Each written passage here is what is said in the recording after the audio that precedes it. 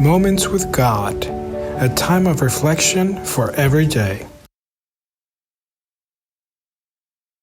November 2nd. Never mind the failures, Sara. Now, faith is the substance of things hoped for, the evidence of things not seen. Hebrews 11:11. Beyond all possibility, and beyond explanation, is the realm of faith. A baby in old age is too unusual and improbable. At 90, women's custom has disappeared, and yet the God of the impossible makes it possible. Sara is Abraham's wife, a beloved and respected lady of the house.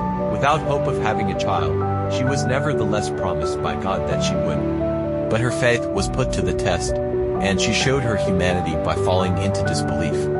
Sara was 75 years old when the promise of a son was given to her husband. She believed it at first and eagerly awaited it, but when the delay came, her faith weakened, and she made decisions that had difficult and incalculable consequences.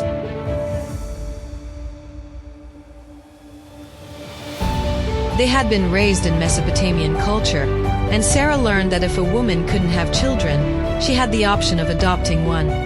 A servant could conceive with her husband, and at the time of delivery, give birth in the hands of the wife. And then the child would be hers. In another's womb, the husband could have a child, but it would be recognized as the wife's legitimate child.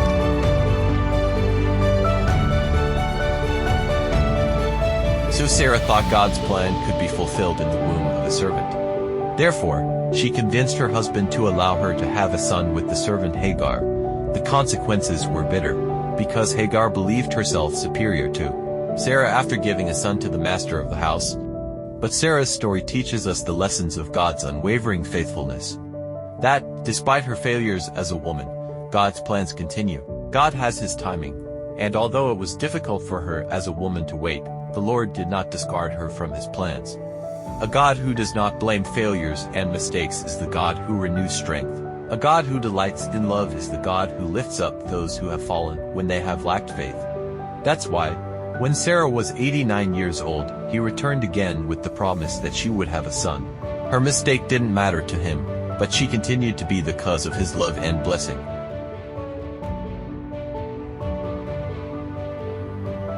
The birth of Isaac, bringing, after a lifelong expectation, the fulfillment of Abraham and Sarah's fondest hopes, filled the camp with happiness. It's not that Sara never made mistakes, but she managed to perfect her faith by accepting her weakness and entrusting herself to God's hands.